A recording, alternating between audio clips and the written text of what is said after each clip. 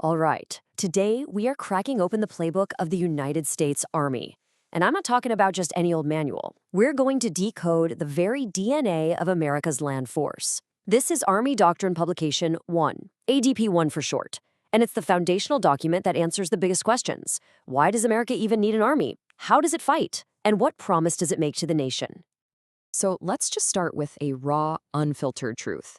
And what's interesting is, it comes from a Navy Admiral, J.C. Wiley. This quote just strips away all the high-tech talk and gets right to the brutal heart of the matter. Because you know what? After the last bomb has fallen, after the final cyber attack is launched, the ultimate decider of any conflict is a person on the ground. And that really is the central question of our time, isn't it? I mean, we live in an age of standoff warfare, of satellites and stealth bombers. So why in the world is a single soldier, that one person with boots on the ground, still the ultimate game changer? Well, that's the puzzle ADP-1 solves, and it's exactly what we're going to unpack right now. Okay, here's our game plan for this explainer. We're going to start with the enduring truth of land power, then get into the Army's core purpose and figure out who actually makes up the total Army. From there, we'll dive into the blueprint for victory, see how leaders operate in total chaos, and finally, look at what this all means for the Army of tomorrow. Let's get right into it. First up, the enduring ground truth. See, we have to understand what makes the land domain totally different from air, sea, space, and cyberspace. And the answer, well, it's actually pretty simple. It's where people live. And that brings us to this core idea of land power. Think about it for a second.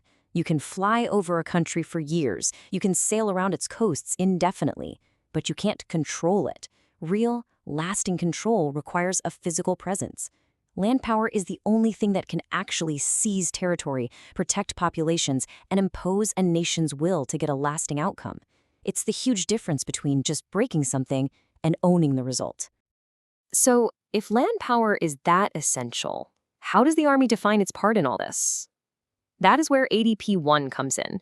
You should think of it as the Army's capstone doctrine. That means it's the single most important document guiding the entire institution. It is the North Star for everything the Army does. And please, don't think of ADP-1 as some dusty, thick rulebook no one ever reads. It's not. It's the Army's charter. It's the connective tissue that links every single person in uniform, from a brand new private in basic training to a four-star general at the Pentagon, to one single unified purpose. It explains why they train, why they deploy, and ultimately what they owe to the American people. And here it is, that purpose, boiled down to its absolute core. Let's just focus on two words here, because they are critical. Prompt means the Army has to be ready to go, ready to move out and fight anywhere in the world on very short notice. And sustained means it has the endurance to stay, to fight for as long as it takes, and to see the mission all the way through to victory. This isn't about quick strikes. It's about enduring commitment on the ground. But just look at the language here. Moral imperative. This isn't just a strategic goal. The Army sees this as an ethical duty. And that commitment, well, it was forged in fire. In the painful early days of World War II and the Korean War, where unprepared American forces took devastating losses. That's why readiness isn't just a buzzword. It's a solemn promise made to every single person who puts on that uniform. So when we say the Army, who are we actually talking about? Because it is way more than just the active duty soldiers you might see on TV. It's this massive, integrated team known as the Total Army. The Total Army is built on four crucial components that have to work as one. First, you've got the regular Army. That's the full-time force. Then the Army National Guard, with its unique dual missions serving both its state and the federal government. You have the Army Reserve, a federal force packed with critical specialists. And finally, the indispensable Army Civilian Corps, the professional backbone providing the stability and expertise that keeps the whole thing running. Every single part brings a unique and vital strength to the fight. And all these components are organized into two main functions. You have the operating forces. That's the tip of the spear, the units that actually go out and fight. But here's the thing, they are completely dependent on the institutional force.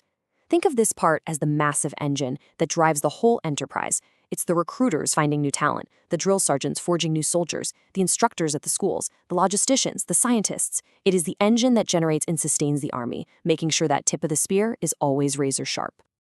All right, so now we know who the Army is. Let's get into how it operates. We're moving from the players on the team to the actual strategic playbook. This is the how behind the why. So the Army operates in this continuous cycle, playing four strategic roles. First, it works to shape the world by building partnerships. It aims to prevent conflict with a credible show of force. But when deterrence fails, it has to be ready to prevail in large-scale combat. And finally, it must consolidate those gains to turn a win on the battlefield into a lasting victory. But here is the crucial insight, the one thing to remember. The absolute non-negotiable ability to prevail is what gives the other three roles their power. Without it, shaping is just talk, and prevention is just a bluff.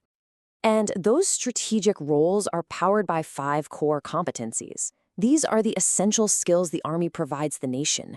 They range from its main mission of land combat all the way to the massive logistical feat of setting up and sustaining an entire theater of operations for all the other services. But I want to zoom in on one in particular because it's the absolute key to how the Army fights: combined arms operations. Honestly, the slide says it perfectly. Think of a championship sports team. It's not just about having a star quarterback, right? It's about how the offensive line, the receivers, and the running backs all work in perfect sync to just overwhelm the defense. Well, combined arms is exactly that idea. It's a synchronized symphony of infantry, tanks, artillery, helicopters, and cyber, all hitting the enemy at once, from different directions. The enemy tries to defend against one threat, and bam, they get hit by another. It completely overloads their ability to think, let alone react. So how in the world does the Army actually pull off these complex operations on a chaotic, unpredictable battlefield? Well, it all comes down to 2 big ideas: a core operational concept and a truly unique philosophy of command. The Army's operational concept is called Unified Land Operations, and the key word to get here is simultaneous. War isn't a neat step-by-step process. Army forces have to be able to attack in one area, defend in another, and conduct stability operations like securing a key town, all at the same time. It's all about seamlessly blending these actions to keep the enemy constantly off balance and reacting to us. Now, to manage all that complexity, the Army relies on a command philosophy that's actually over a century old. I love this quote. It's from 1905, and it shows that this idea of empowering your junior leaders isn't some new age management trend. It's a time-tested principle born from the hard-won lesson that the person on the scene often knows the situation best. And today, that powerful principle is called mission command. This is the Army's modern answer to the age-old problem of leading in chaos.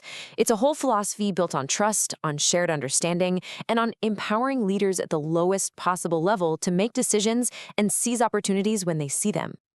And the difference becomes crystal clear when you put it side by side with its opposite. You have detailed command, which is basically micromanagement, and it focuses on the how. It's giving a subordinate a detailed checklist. But mission command focuses on the why.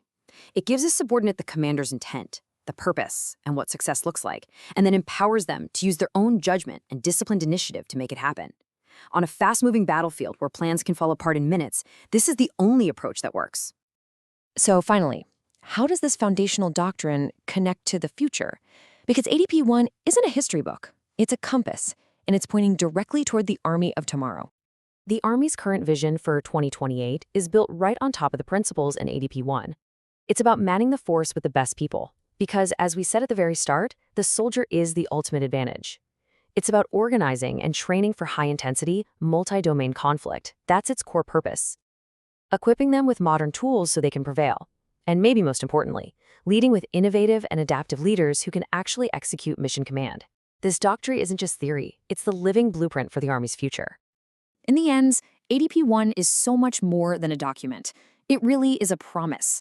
It's a link in a chain that stretches all the way back to 1775, connecting today's soldier to every single generation that has served before them.